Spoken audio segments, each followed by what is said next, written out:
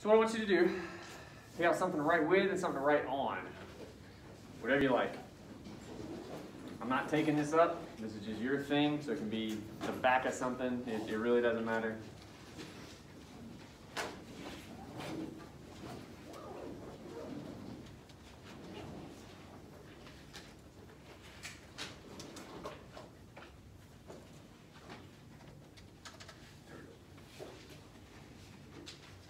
All right, take a minute.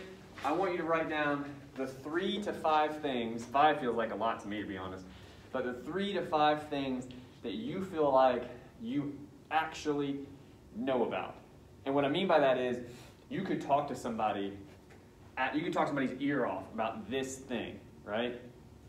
So for instance, I could talk your ear off about language. I don't mean just English, I mean the way language works. I know a lot about it. I happen to feel very passionately about it. I could do the same thing with poetry. I won't do it, don't freak out, but I could, right? There's a couple things I feel like really, like I know this material, right?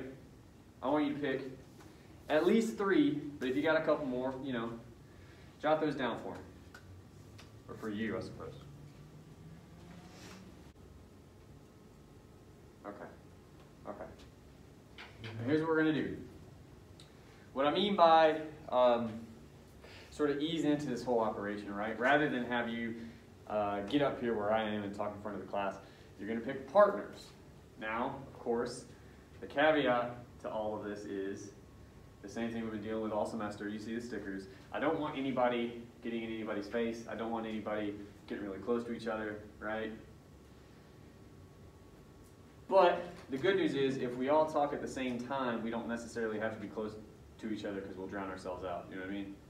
You'll be able to hear your partner reasonably well and vice versa. So we got to pick partners. The other part of that is you're gonna want to pick somebody next to you, which is true for most of you. Most of you have like somebody next to you. But there's an odd number of you. So someone, and I am sorry, I mean this, someone's going to get paired with me. I don't feel great about it. That's just the world we're in. We're all getting through the pandemic the best we can. So find a partner, and if not, I'm sorry. But do that real quick. Look around, be like, you, do that whole thing.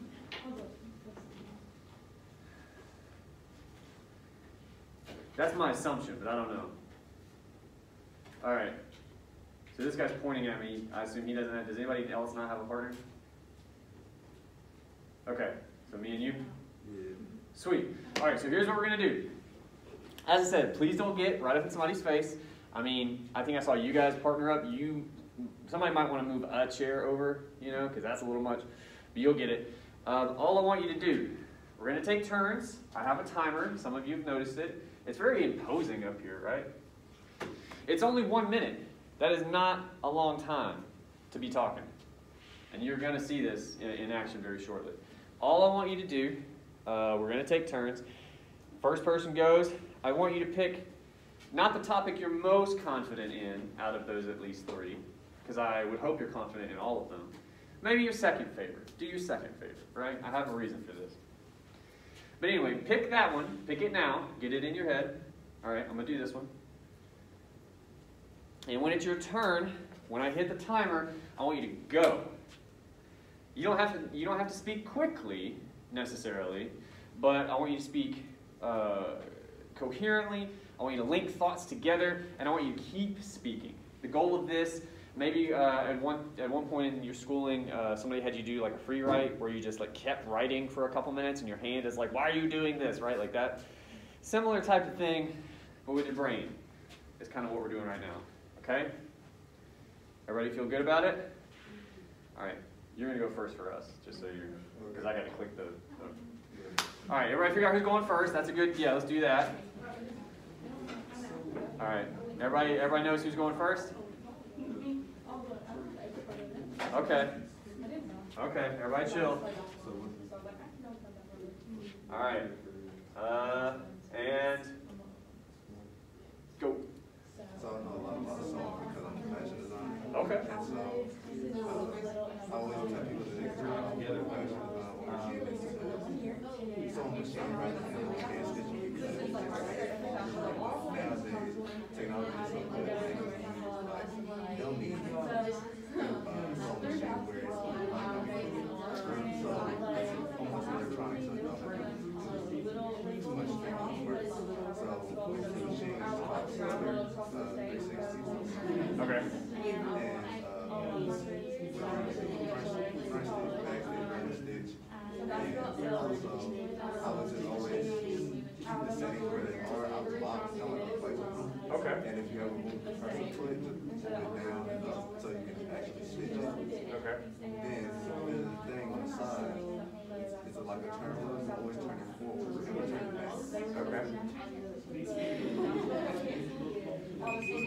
seconds left. That's very good.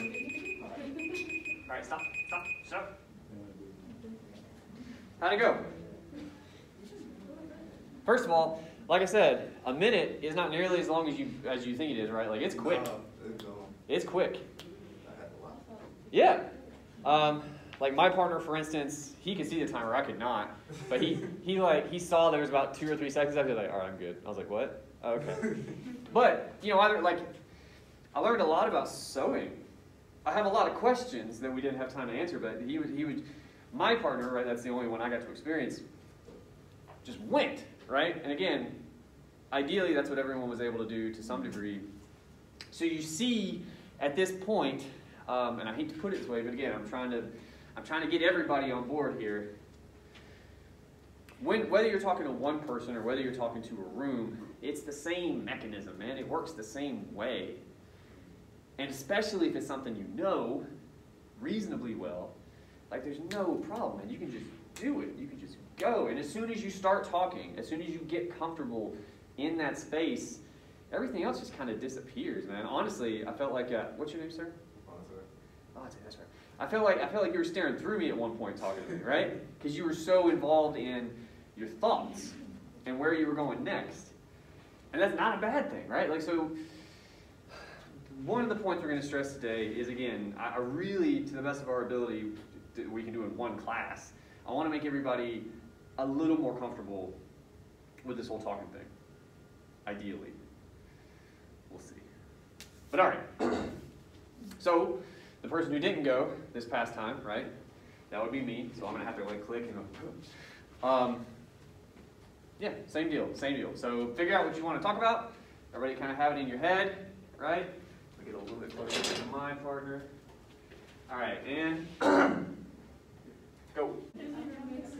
Yeah, we ran out of time, right? Yeah. 1 minute is not enough.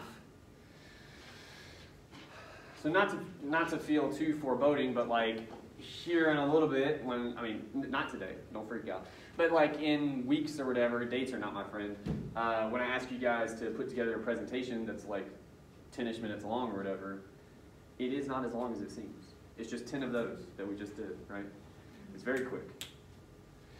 Okay, so all that out of the way, we have each sort of expounded upon our one thing.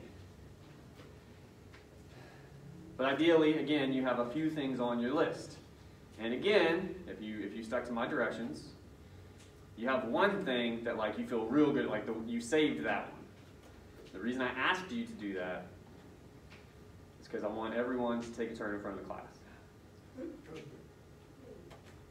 Now listen, not everyone's a fan of Alabama. I happen to go there, so I'm a pretty big fan. Nick Saban's a pretty good football coach. No matter what you may think of, yeah, he's pretty good at his fucking job, right? All right, he has a thing that he does with his guys their first day that I would do, but I don't want to rip him off, so I'm just going to explain it to you. What he has them do is he sets up like a little thing, a gap about this wide, and he puts a single thing of wood across it, and it's about this high off the ground, and he has them walk across it, and he's like, and everybody feels like an idiot because like, why are we doing this? We're athletes, dude. Like, yeah, and they do that, and then at the end he explains, well, if you can do it there, you can do it 50 feet up. You can do it between buildings if you wanted to. It's the same thing. You just freak out when you're that high up, right? As long as you approach it in the same way, it works the same way. There is no difference. It's just in here, right? The illusion I'm trying to make, the connection I'm trying to make is what we just did between each other was like that, a couple inches off the ground. It was easy, right? You all seemed to do well, just from the sound of it. We ran out of time, right? It was simple. Well, now we're going a little higher in the air, but it's the same thing. It works the same way. For anybody that might be a little nervous, again, I understand. I was never comfortable talking in front of people, and I mean that. I'm cool with it now. It doesn't bother me. It's just reps. But if I could give you any pointers, a couple things that helped me out when I first started teaching, because I was very nervous. Not least of which because when I started, I think I was like maybe 25 or something. So like I'm teaching people like a few years younger than me, like you feel like a total ass. A couple things. The reason I don't teach with my glasses on, I can't see any of you. you're all blurs. For real. Like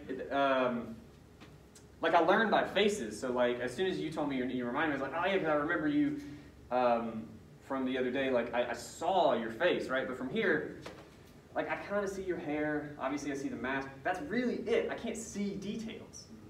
But that helps. That helped me back when I used to get nervous, right? Because I don't know what, you're a bunch of blobs. I can talk to blobs, you know? So that's an idea. Other things people try is actually, if you found it really easy, like when you were focused on a person, you don't want to creep anybody in the audience out, but especially if you have a friend or somebody you know a little bit, look at them more, right? You want to kind of try to scan, make everybody feel involved, but then just like, that's my guy, right? You just keep doing that. You can do that. There's little strategies you can use to trick yourself into getting comfortable, right? That's how I'm going to put it, because that is all it is. Just like we did just now, one person to one person, as soon as you feel comfortable and you get involved in the material, the rest will take care of itself. So let's see how we do. And again, it's only a minute. You saw how fast it was. So this will take no time. I'm going to ask, do we have anybody that wants to volunteer? There you go. Look at that. All right. Oh, I sit right here? No, you got to come up here for this. It's all good. Look, we'll put people like right about here, because I don't want anybody to be turning and trying to find the timer. I don't want that on your mind. All right. Okay. I just want you, like when you're feeling good, you tell me to go. I'll click it, and when you hear the sound, you're done. Okay. All right. I'm ready. We start? Yep. Okay. So I'm gonna talk about track. I'm a thrower on the West Shoulders team. Yeah. I started when I was like in 8th grade. So it was between running or throwing. So I chose throwing because I liked it. And when I first started, I was like, we're not gonna do anything. But then we ended up actually doing like actual work. Like we lift a lot, we run. So it's a lot. It's a lot of technique that you have to learn to like spin and get the disc to like actually like throw right. So yeah, I did that. I won a couple championships in high school. So I was on like the varsity team throughout high school. I have some coaches that I still talk to. They still give me workouts to do, so I won't lose like my basically like my technique. So I do all that. Coach Hawkins here, he's really helpful since we can't practice officially with each other. Oh, okay. Yeah, see, not too bad, right? Wasn't done. I know. Give her a hand.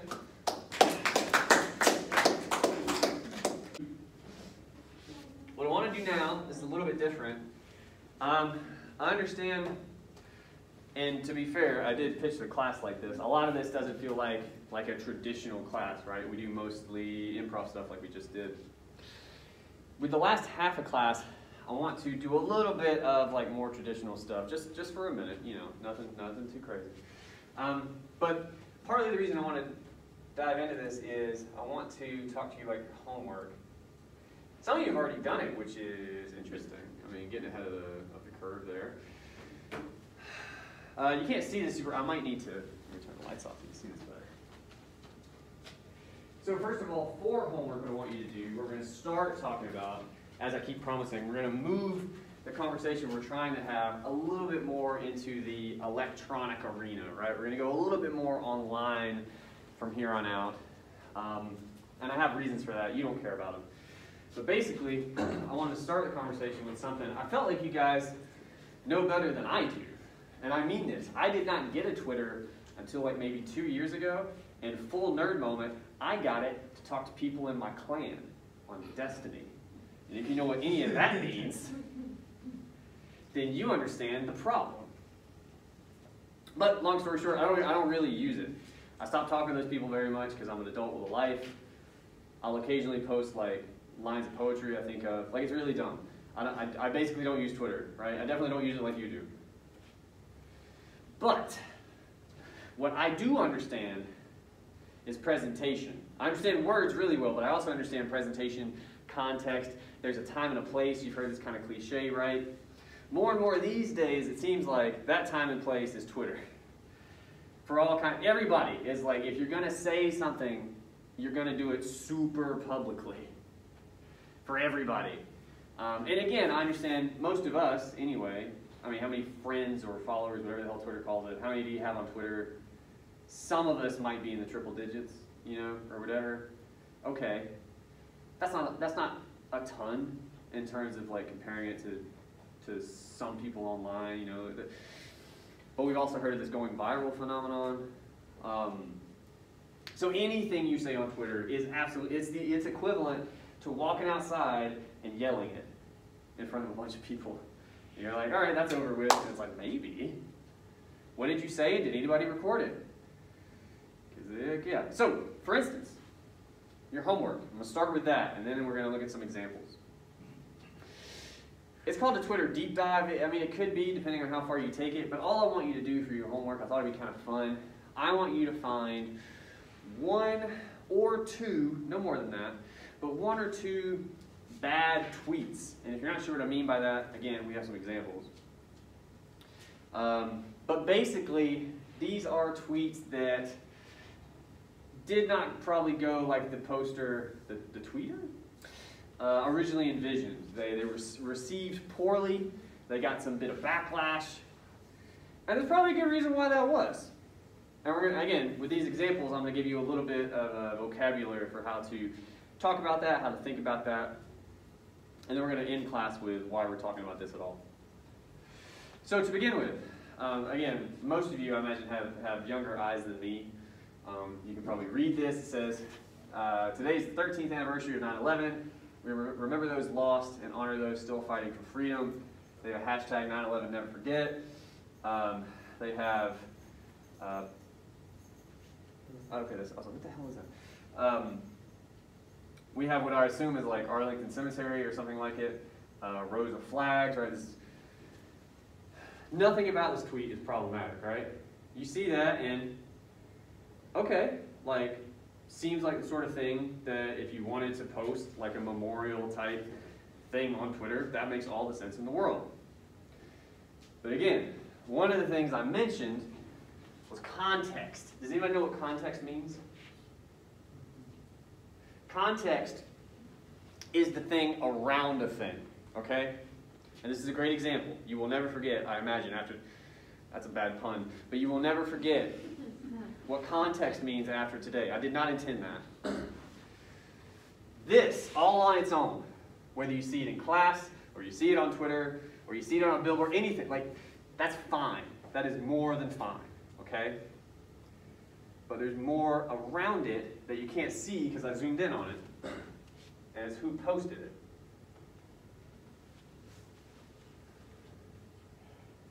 Fleshlight. That's a sex toy. So the Twitter account for a company that makes sex toys, again, fine post. Notice how quiet and uncomfortable the room just got. That's because we're associating these two things together now. No one is imagining that they really intended that to happen, but it's kind of unavoidable, right? Now you can't see this without seeing that, right? They're linked in your brain, and we don't like that, to say the very least. So the context of this tweet kind of sours it. To put that in other words, you kind of got to know who you are online. If you're this company, you don't get to make this tweet. You just don't get to. That's not your lane. Should feel pretty obvious. Another company. This is from Celeb Boutique. I have no idea who that is. I mean, I have some guesses, but if you can't read that in the back, it's a little blurry. Hashtag Aurora is trending, clearly about our Kim K inspired Aurora dress. And then they say shop, and they have a link to their page. Does anybody know why Aurora might have been trending on that day?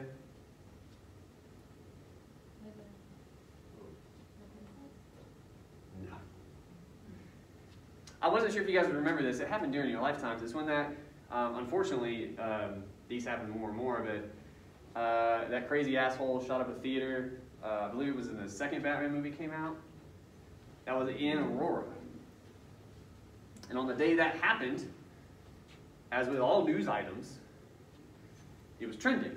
Aurora was trending because people were talking about it.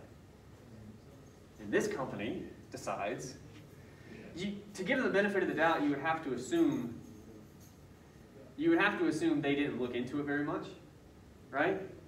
The lesson there, of course, would be that maybe you should.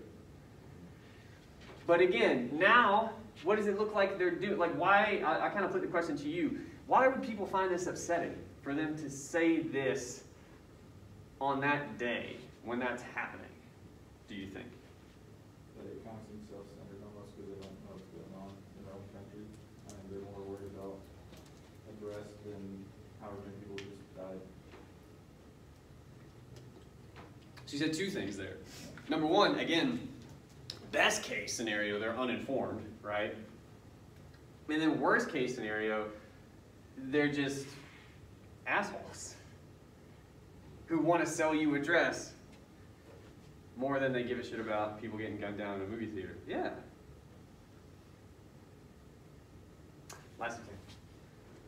This guy I think you've probably heard of. Okay, Dr. Phil. If a girl is drunk, is it okay to have sex with her? Reply yes or no to, and then he has his show. We're not here to discuss the proper answer to that. I assume everyone would say no. Okay, now, why? There's so many questions I could ask here. I guess number one, we'll start with the easier one. Why would people be bothered by this, do you think? What's the issue with this tweet? It almost seems like he doesn't know the answer to it. Or it seems like he did something like that. Asking for a friend. I mean, maybe. Was it wrong?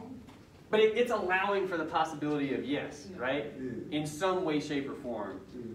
And we have a problem with that, Yeah. no matter who it is. But also, again, this is Dr. Phil. I mean, his whole job is supposed to be, I guess among other things, knowing the answer to that question, right? Yeah. So it's a little strange. Again, to defend him a little, and just a little bit, I would guess he posted that because I mean he's a talk show host. He's a daytime talk show host. Jerry Springer, Maury Povich, pick whoever you want, all those people. He does that. This is the sort of thing you would see on one of his shows, right? I think he's just doing that. I think they're trying to find screwed up people to come on their show, right? So even with the context, like that makes total sense for that guy. Now it's a question of phrasing, right? If he gives you like one more sentence, something to the effect of, we're trying to find people who have accused other people, or we're trying to hear your stories, right? Notice how that all of a sudden changes how you read this tweet. So we need a little more information, some important information that gets left off. All right. Those are the examples I brought to show you guys today. I posted two things to Coursed-In that could also help you. Sorry, I always forget to warn you guys I'm going to do that.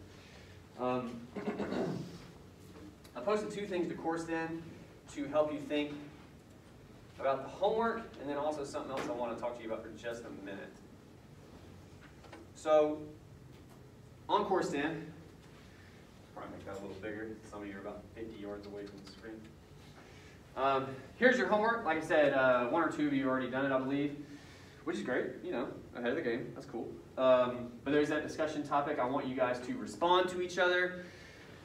This should be, you know, a little bit of fun. We're going to basically, among other things, we're going to kind of laugh at people who did dumb things on the internet. That's fun to do, right?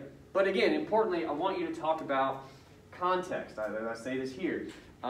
Was it a poorly timed tweet? For instance, the second one we looked at, I don't know if there was ever going to be a good time for that Aurora tweet from Celeb Boutique. But the day of was probably the worst time, right? So think about who posted it, whether or not that's a problem. Think about when they posted it. Think about if they're missing some information, kind of like we were in the Dr. Phil tweet. He definitely could have like said a little bit more, could have helped him out some. Think about these things when it comes to explaining the issue with whatever you find. The other point I want to make here, because I don't think this is in the instructions, I'm of two minds here, but basically, I'll say it like this. Anything you find on Twitter is public.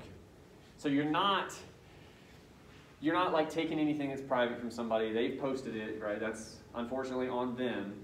But I also, if we can avoid it, I'd like to not use tweets from like your friends or anything, right? I mean, unless it was something just stupid and not something like, I'm going to give you an example that surely won't happen, but I go to hyperbole immediately. Don't show us like your friend's racist tweets. You know what I'm saying? Like don't do that. This is not a place for that. I mean, maybe you need to have a conversation with your friend, and that's one, but like class homework is not the place for that, right? So let's, okay. The last bit of instructions up here, you could also think about, you could have some fun and think about, is there any way the tweet could have somehow been worse? Potentially, depending on what you find. And also, more interesting still, could it have been salvaged? Like I pointed out with Dr. Phil, if he had just explained himself a little. I think so many times on the internet in particular, especially on Twitter, because you have that character count, people just get in trouble because they don't explain themselves well.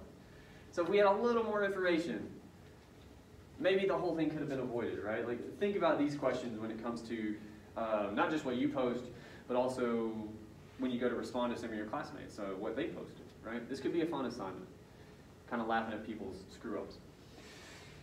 As I said, under that I posted a couple things. The tweets I showed you are actually from this article, which is just, it's 13 tweets that are, honest to God, terrible. Another fun one, I'll show you real quick. Let's see. Oh. SpaghettiOs, take a moment to remember Pearl Harbor with us. And then it's a SpaghettiO holding an American flag. I guess he's feeling patriotic. So even that, this is years later, like years and years and years and years later, right? Not the day of, like that celeb boutique stuff. But again, it feels just like it, right? Like you're trying to sell me fucking SpaghettiOs with Pearl Harbor. Like you're trying to, what are you doing, right? Like it's just not the play. There's got to be a better way. How about broke? Want SpaghettiOs? That's way easier. Yeah. Are you raising your hand like you feel that? No, Okay. I got a question. Go ahead. So, and I've got Twitter, but Yeah. can it be Instagram post? That'd be okay. Yeah, I say Twitter because I figure that's just some, to me, when I say Twitter, I kind of use that as a shorthand for just social media. Anything somebody's posting, like, and it's kind of taken as their thoughts, right? So Instagram would work for that for sure. I imagine most of us do, unfortunately. Okay. Other questions like that, that was good. He asked if Instagram would work. That's perfectly fine. I would also say, to help everybody out, if you can, just take a screenshot and put it in your post. That would be best. I mean, you can explain it, but a picture just does it better, you know? Anyway, the other thing I posted, just want to show that to you real quick. It doesn't really tie into the homework. And to be perfectly frank with you, I mention it here, it's really only for reference. Like, when I say it's for reference, I mean you can like skim a couple things and then never look at it again.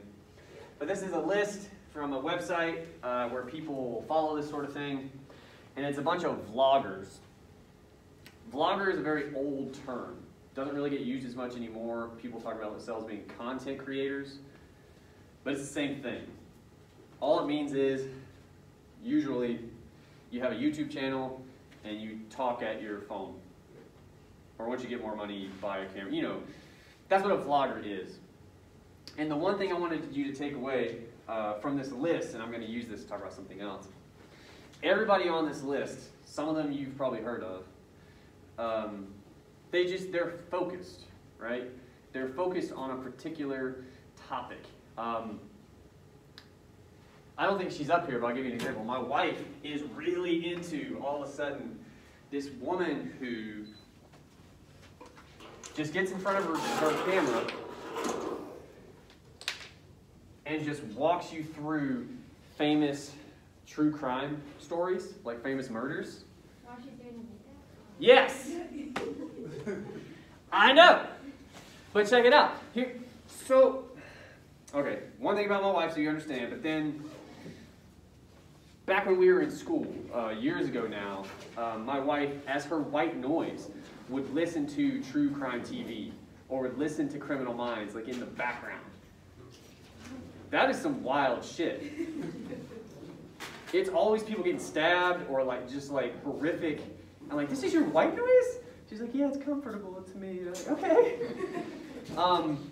So obviously there's a market for that, right? But it seems like the most recent strategy to differentiate yourself, set yourself apart, is to get even more specific. So it's not just that she talks about these stories, and I've not seen one. My wife says she cringes occasionally when she's watching it because apparently she doesn't have great grammar, this woman. She mispronounces things a lot, and like, she's not a great reader, which is kind of like, that's your whole job. But she also does her makeup, right?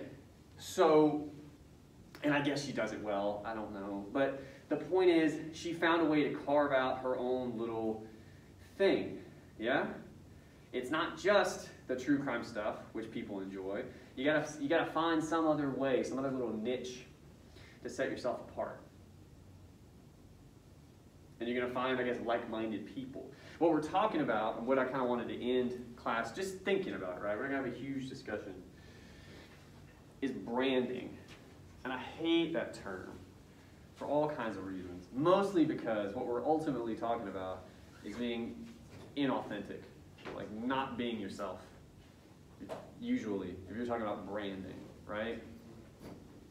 And I just want to, I don't think any of us are necessarily pretending we're going to be like YouTube personalities. That's not what this class is, right?